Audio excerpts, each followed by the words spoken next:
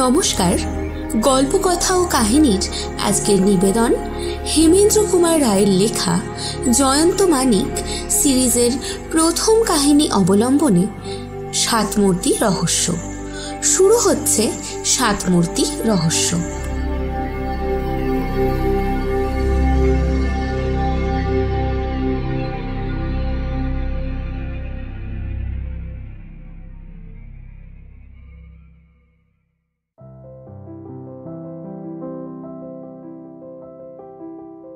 জয়ন্ত গোয়েন্দাগিরি করে এখন যথেষ্ট যশস্বী হয়েছে।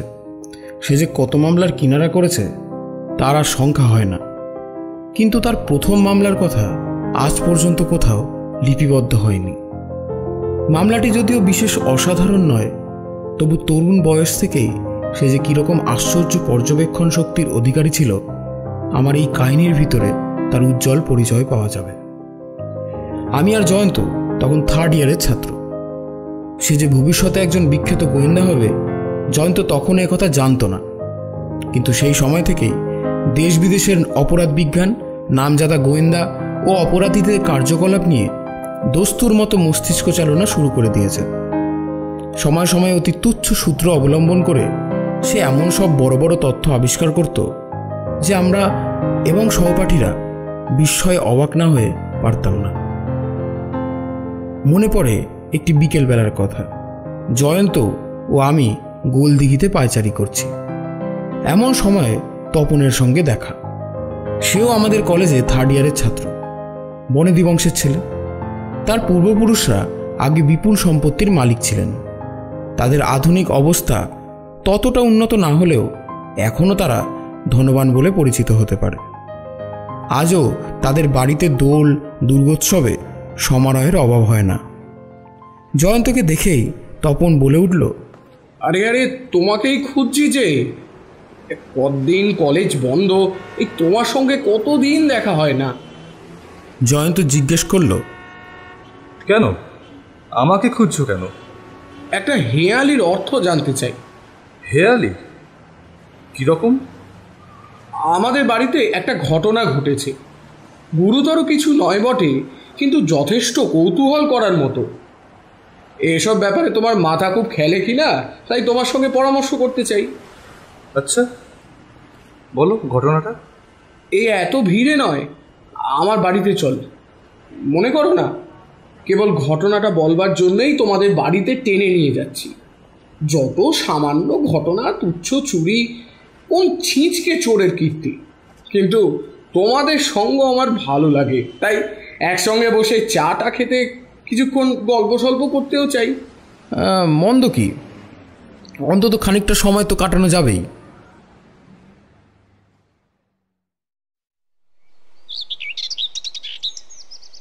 তপনদের সাজানো গোজানো বৃহৎ বৈঠকখানা। চা এলো, খাবার এলো। তপন বলল, আগে ঘটনাটা শোনো, তারপর তোমার মত বলো, তারপরে অন্য গল্প।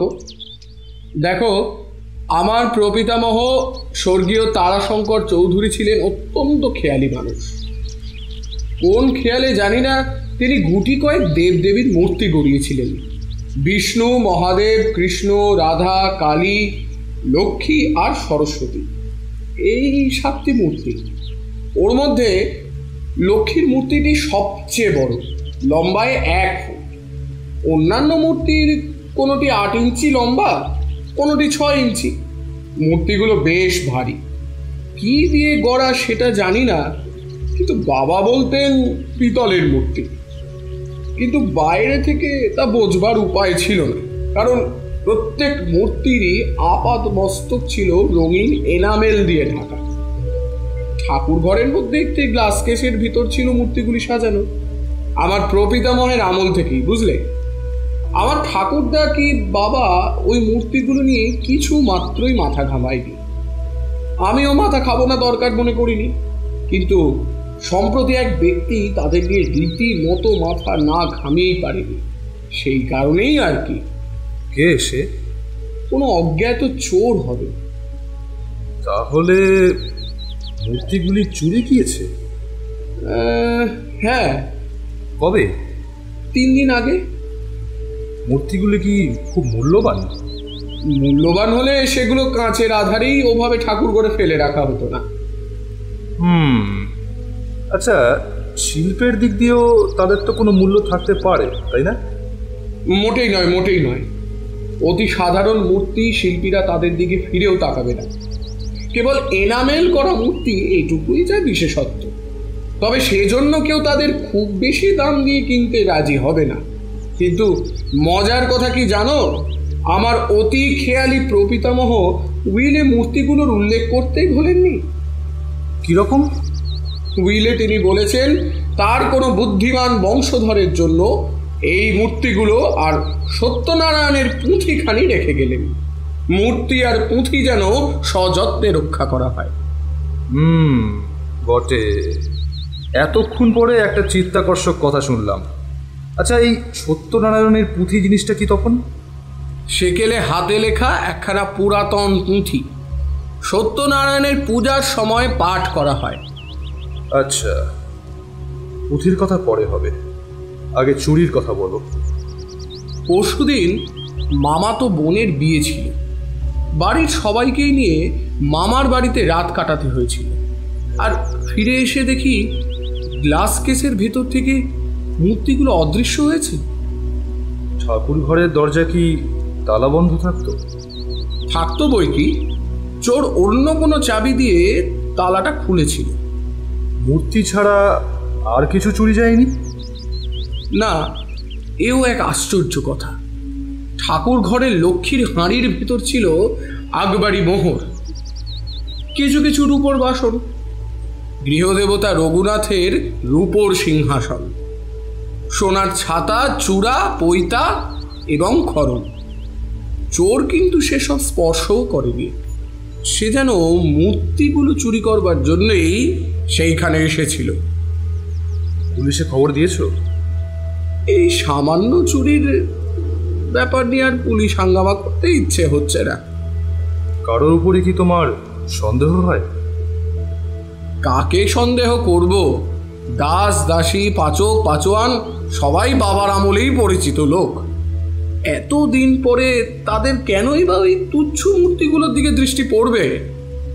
তারা ছাড়া বাড়িতে থাকেন শীতলবাবু, তার কর্তব্য দুরকম, ছোট ছোট ছেলে মেয়েদের পড়ানো এবং এই এটা সেটা তত্ত্বাবধান করা। 3 বছর কাজ করছেন, প্রায় আমাদের সংসারেরই হয়ে উঠেছেন একজন। গরিব হলেও লেখাপড়া জানা তিনি একজন সৎ চরিত্র ব্যক্তি। তোমাদের ওই সত্যনারায়ণের পুঁথির কথা এবার বলো। তোমার প্রপিতামহ ওই পুঁথিখানাকেও যখন সযত্নে রক্ষা করতে বলেছেন, তখন ওর মধ্যেও নিশ্চয়ই কোনো বিশেষত্ব আছে। তপন উঠে দাঁড়ালো, বলল, বিশেষত্ব? পুঁথির ভেতরে আবার কিসের বিশেষত্ব? ও হ্যাঁ, একটা বিশেষত্ব আছে বটে, কিন্তু তার সঙ্গে এই মূর্তি চুরির কোনো সম্পর্ক থাকতে পারে না। হয়তো কোনো সম্পর্কই নেই, তবু বিশেষত্বের কথাটা শুনে রাখা উচিত। তুমি দাঁড়াও, আমি পুঁথিখানি নিয়ে আসছি, তুমি স্বচক্ষে দেখতে পারবে। তপন পুঁথিটা নিয়ে এলো। জয়ন্ত সেটার পাতা উল্টাতে উল্টাতে বলল, খুব প্রাচীন পুঁথি বটে, কিন্তু তপন আর কোনো বিশেষত্বই তো দেখতে পাচ্ছি না। পুঁথি যেখানে শেষ হয়েছে, বিশেষত্বটা কিন্তু সেইখানেই পাবে। যথাস্থানে দৃষ্টিপাত করে কিছুক্ষণ চুপ করে বসে রইল জয়ন্ত। আরও লক্ষ্য করলাম তার 2 চোখ ফুটে উঠেছে জ্বলন্ত কৌতূহলে। পুঁথি থেকে মুখ তুলে অবশেষে সে বলল, এখানে একটু ভিন্ন হাতের লেখা রয়েছে। হ্যাঁ, হিজিবিজি হেয়ালি, কোন ভাষা কিচ্ছু বোঝবার জো নেই। কৌতূহল জাগায়, কিন্তু কৌতূহল মেটায় না। বহু চেষ্টা করে চেষ্টা হারই মেনেছি। তোমার বাপ ঠাকুরদাও নিশ্চয়ই পুঁথির এই লেখা নিয়ে মাথা ঘামিয়েছিলেন। হ্যাঁ, তারাও কিছু বুঝতে পারেননি।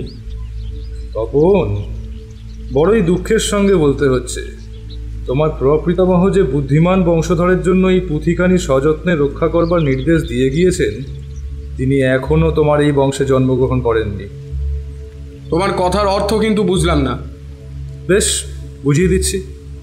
যা তুমি হেয়ালি ভেবে ভুল করছো তা হচ্ছে আমাদের সরল মাতৃভাষাই, কেবল উল্টোভাবে সাজানো। নাও এইবার পড়ে দেখো। অভাবে স্বভাব নষ্ট করিবে না, সর্বদা দেবদেবীর মূর্তি স্মরণ করিবে। নিশ্চিত জানিও তোমার অভাব লইয়া মাথা ঘামাইতে হইবে না, চিন্তা দূর করিবে। লক্ষ্মী ছাড়া হইলে জীবনে লক্ষ্মীর ঝাঁপি বিশেষ কাজে লাগে না। জগদীশ্বর কত রূপে দ্রষ্টব্য। এ হচ্ছে একরকম সাদা শীতে গুপ্তলিপি, ইংরেজিতে বলে লুকিং গ্লাস সাইফার। ৫ম শতাব্দীতে ইটালিয়ান চিত্রশিল্পী লিওনার্দো দা ভিঞ্চি এই উপায়ে গুপ্তলিপি রচনা করে গিয়েছেন। আয়নার সামনে ধরলেই এইরকম গুপ্তলিপি খুব সহজেই পাঠ করা যায়। তপন বিরক্ত হয়ে বলল, এত সহজে গুপ্তলিপির পাঠোদ্ধার করে তুমি যথেষ্ট বাহাদুরির পরিচয় দিলে বটে, কিন্তু এটা কি আমাদের কোনো কাজে লাগবে?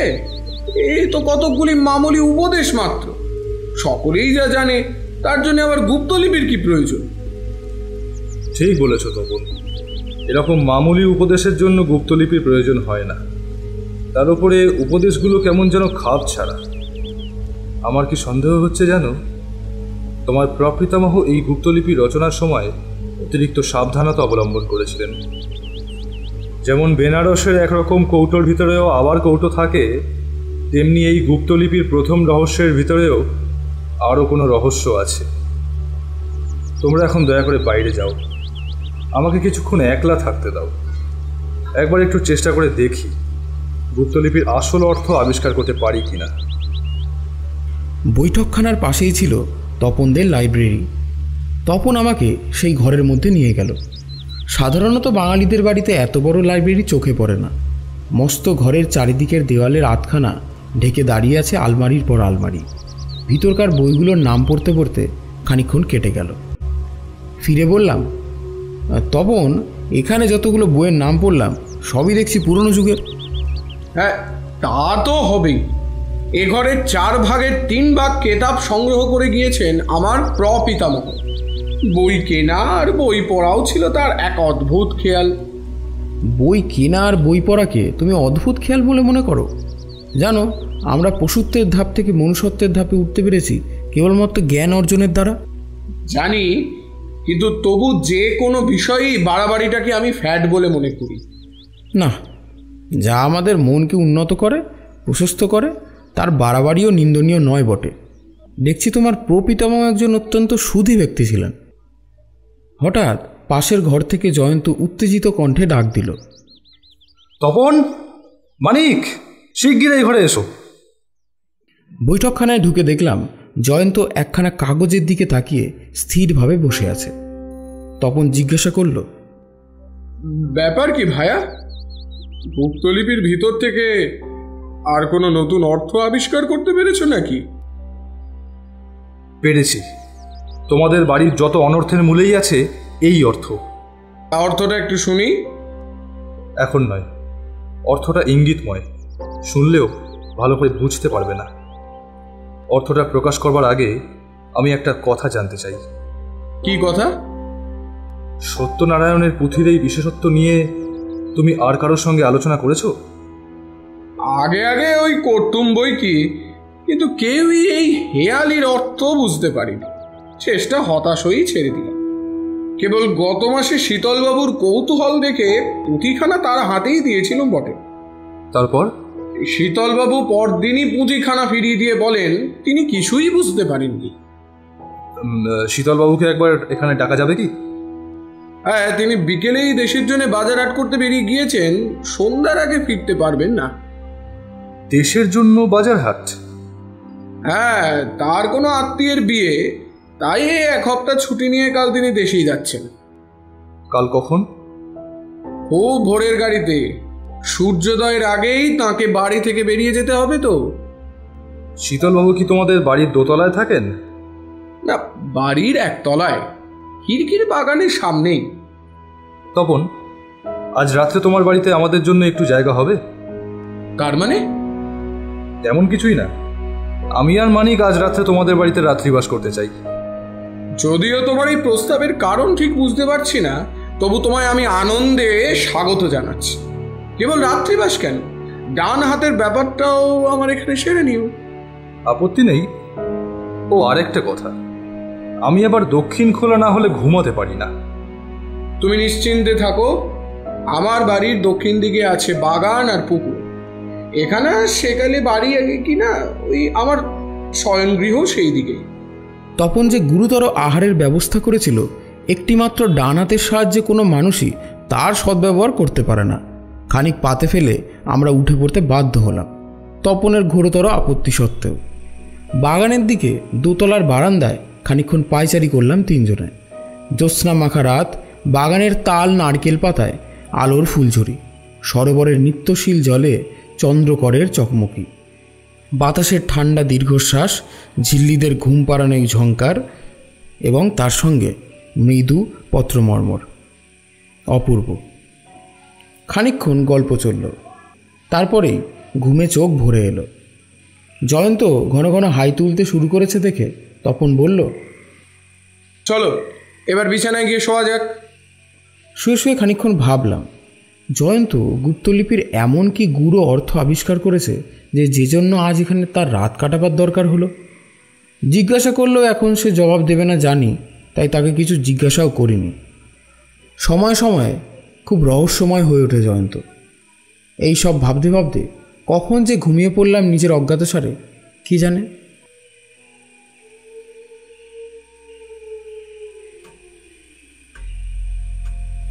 আচম্বিতে আমার ঘুম গেল ভেঙে।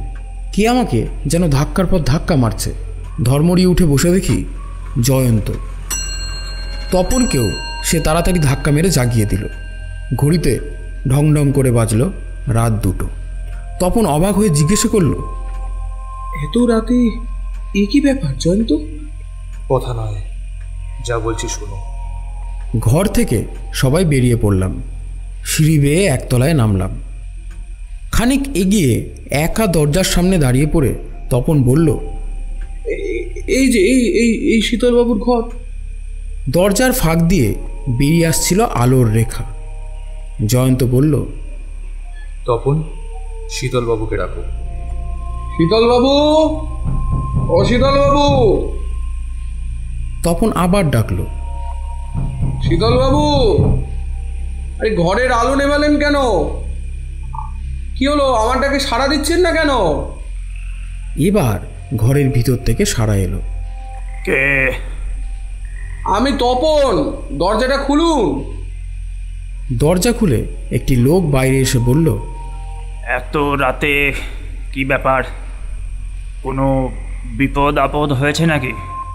ইতিমধ্যে জয়ন্ত হাতের টর্চটা জেলে ঘরের ভিতরে ঢুকে পড়ে সুইচ টিপে আলো জ্বেলে দিয়েছে। শীতলবাবুও ঘরে ঢুকে ক্রুদ্ধ স্বরে বলে উঠলেন, এ কি, কে আপনি? আর আমার ঘরে কি দরকার? তপন বলল, চুপ করুন শীতলবাবু, উনি আমার বন্ধু। শীতলবাবু বলল, কিন্তু আপনার বন্ধু এত রাত্রে আমার ঘরে ঢুকে কি করতে চান? জয়ন্ত বলল, আমি দেখতে চাই একটা ভিজে পোটলা আপনি ঘরের ভিতরে কোথায় লুকিয়ে রেখেছেন। পোটলা? কিসের পোটলা? কিন্তু জয়ন্ত আর তার কথার জবাব না দিয়েই নিজের মনেই বলল, এই তো ঘরের মেঝে জলের দাগ, স্পষ্ট বোঝা যাচ্ছে কোনো ভেজা জিনিসকে টেনে নিয়ে যাওয়া হয়েছে। দেখি তো একবার চৌকির তলায়।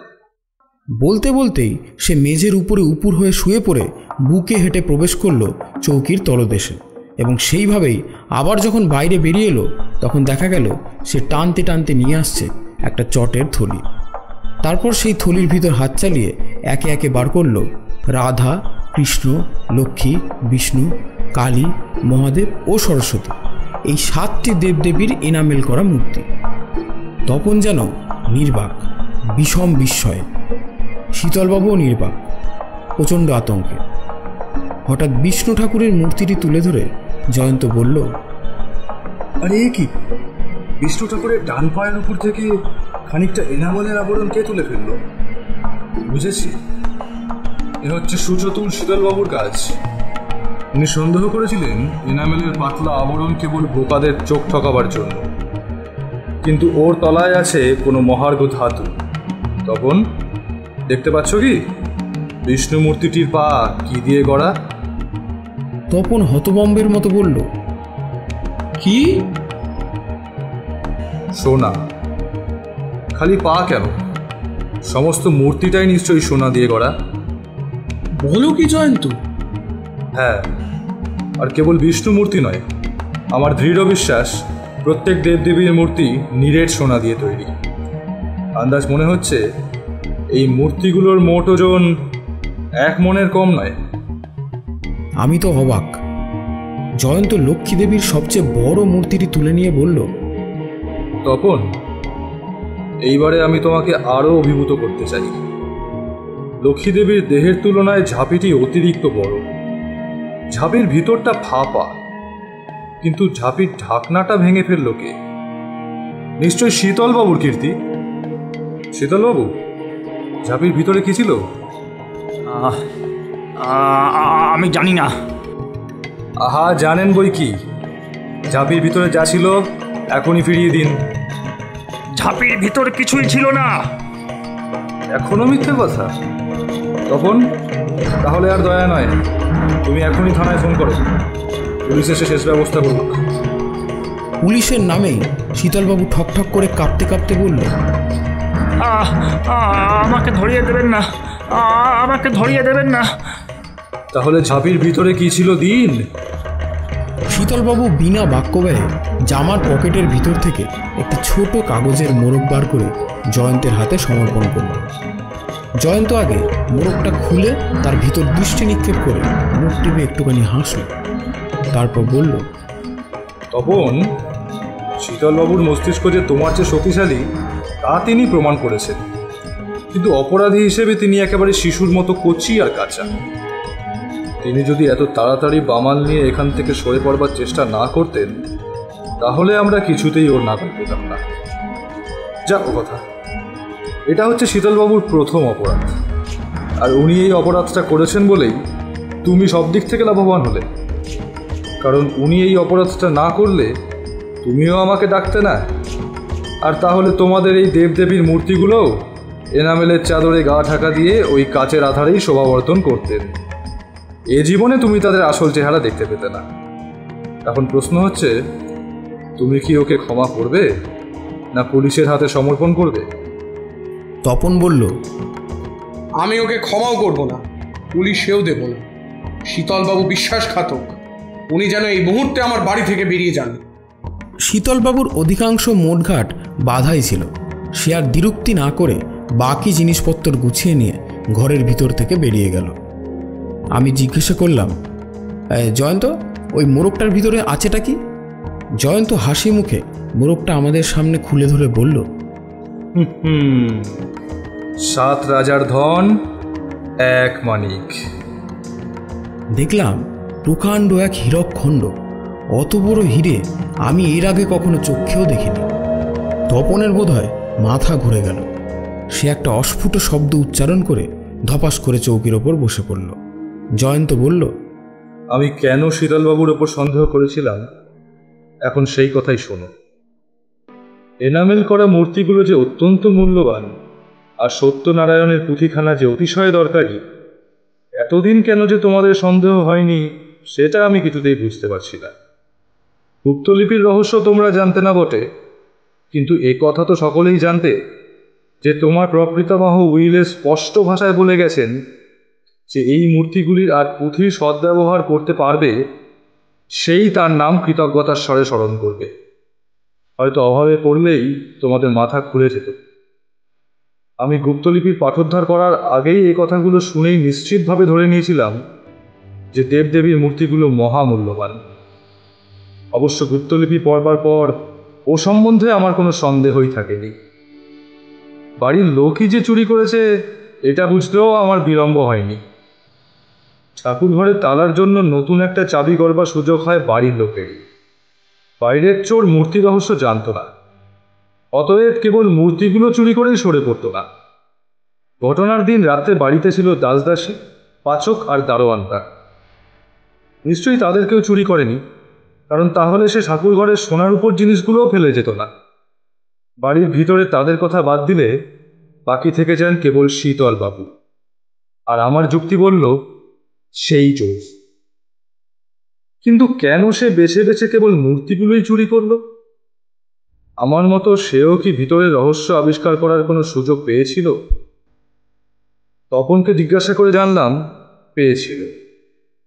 মাসখানেক আগে সে হস্তগত করেছিল পুঁথিখানা। খুব সম্ভব আমার মতো সে এত তাড়াতাড়ি গুপ্তলিপির পাঠোদ্ধার করতে পারেনি। সেই চেষ্টাতেই তার আরও কিছুদিন কেটে যায়। তারপর নতুন চাবি গড়িয়েই চুরি করে সে প্রথম সুযোগেই। কিন্তু চোরাই মাল সে রাখলো কোথায়? অত রাত্রে মূর্তিগুলো নিয়ে সে নিশ্চয়ই বাড়ির বাইরে যেতে সাহস করেনি। কেউ না কেউ তো তাকে বেরোতে দেখতেই পারে। আর বাইরেই বা সে যাবে কোথায়? তার বাসা তো এই বাড়িতেই। কিন্তু চোরাই মাল সে নিজের ঘরে রাখতেও ভরসা করবে না। পুলিশে খবর দিলে পুলিশ এসে তার ঘর খানা তল্লাশ করতে পারে। অতএব চোরাই মাল সে এমন জায়গায় লুকিয়ে রেখেছে যা তার ঘরের বাইরে হলেও বাড়ির বাইরে কিন্তু নয়। কিন্তু সেই জায়গাটা কোথায়? তার ঘরের পাশেই আছে বাগান আর পুকুর। বাগানের মাটি খুঁড়ে বা পুকুরের জলে ডুবিয়ে মূর্তিগুলো লুকিয়ে রাখা যেতেই পারে। কিন্তু শীতলবাবু বুদ্ধিমান হলেও কাঁচা অপরাধী। ধরা পড়বার ভয়ে দুদিন যেতে না যেতেই স্থির করলো কোনো অজুহাতে ছুটি নিয়ে দেশে চলে যাবে। আমি তৎক্ষণাৎ আমার পথ দেখতে পেলুম। সে দেশে যাবে কাল সকালে। আজ রাত্রে সেগুলোকে গুপ্তস্থান থেকে উদ্ধার করার চেষ্টা করবেই। সুতরাং আজ এখানে রাত্রিবাস করবার জন্যে আমি তপনের কাছ থেকে চাইলাম একখানা দক্ষিণ খোলা ঘর। কারণ এবারই দক্ষিণে যে বাগান আছে সেটা আমার জানা ছিল। আমি ঘুমোবার ভান করে তোমাদের সঙ্গেই শুয়েছিল। তারপর তোমাদের নাক ডাকা শুরু হওয়ার সঙ্গে সঙ্গেই উঠে পড়ে দক্ষিণের বারান্দায় গিয়ে দাঁড়ালাম। চাঁদ একবার আশা করেছিলাম, রাত 1:45 সময় ঠিক সেই দৃশ্যই দেখলাম। খুব সতর্কে বাগানে এসে দাঁড়ালেন শীতলবাবু। জলের ভিতর থেকে দড়ি ধরে টেনে তুললেন পোটলার মতো কি একটা জিনিস। আর তারপরে কথা তো বলার দরকার নেই। আমি বললাম, কিন্তু এখনো আমরা আসল কথা কিন্তু শুনতে পেলাম না। জয়ন্ত বলল, কি কথা শুনতে চাও? গুপ্তলিপির ভিতর থেকে তুমি দ্বিতীয় কি অর্থ আবিষ্কার করেছো বলো তো? কেবল আমি নই, শীতলবাবুও আবিষ্কার করেছেন। অর্থটা কি বলো? জয়ন্ত আমাদের সামনে একখণ্ড কাগজ তুলে ধরল। তার উপরে লেখা ছিল গুপ্তলিপির সেই উপদেশগুলো, এই অভাবে স্বভাব নষ্ট করবে না প্রভৃতি এসে। তারপর সে বলল, তপনের প্রকৃতবাহ সাবধানতার উপরেও সাবধানতা অবলম্বন করেছিলেন। যদি কেউ লুকিং গ্লাস সাইফারের গুপ্ত কথা ধরতেও পারে, তাহলেও সে আসল গুঁড়ো অর্থ বুঝতে পারবে না। কথাগুলোকে উপদেশ বলেই গ্রহণ করবে। কিন্তু ভালো করে এই উপদেশের শব্দগুলোকে লক্ষ্য করো। মোট লাইন আছে 6টি। এখন প্রত্যেক লাইন থেকে যদি প্রথম আর শেষ শব্দ নিয়ে পরপর সাজিয়ে যাও, তাহলে পাওয়া যাবে এই কথাগুলি। অভাবে দেবদেবীর মূর্তি তোমার অভাব দূর করিবে, লক্ষ্মীর ঝাঁপি বিশেষ রূপে দ্রষ্টব্য। দেখেছ, এখানেও সাবধানতা। স্পষ্ট করে কিছু বলা হয়নি, কেবল ইঙ্গিত। কিন্তু বুদ্ধিমানের পক্ষে ওই ইঙ্গিতই যথেষ্ট। আমি বললাম, তাহলে উপন্যাসের মোরালটা কি দাঁড়ালো? জয়ন্ত হেসে বলল, মেধা থাকলেও বুদ্ধিমান ব্যক্তি যদি অসৎ পথে যায়, তবে শেষ পর্যন্ত তাকে ঠকতে হয়, যেমন শীতলবাবু। আর যদি মেধা না থাকে তাহলে? সৎ পথে নির্বোধকেও লাভবান করে, যেমন তপন। তপন কোনো রকম অপমানিত বোধ করল না, হেসে বলল, যতই আজ আমাকে নিয়ে ঠাট্টা তোমরা করো, আমি কিছুই গ্রাহ্য করব না। আমার সোনার দেবদেবীদের শত শত প্রণাম করে এখনই দুর্ভেদ্য লোহার সিন্ধুকে তুলে রাখবো।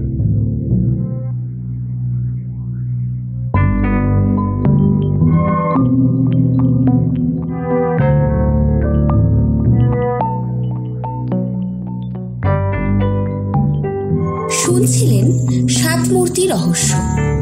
তপনের ভূমিকায় সুফল, জয়ন্তর ভূমিকায় সোহম, শীতলবাবুর ভূমিকায় সৌভিক, সমগ্র পর্ব পরিচালনা ও মানিকের ভূমিকায় সমীরণশীল, প্রচ্ছদ নির্মাণ, সমগ্র সম্পাদনা ও উপস্থাপনায় সত্যব্রত দাস, এবং গল্পের সূত্রধর আমি কঙ্কা ভৌমিক।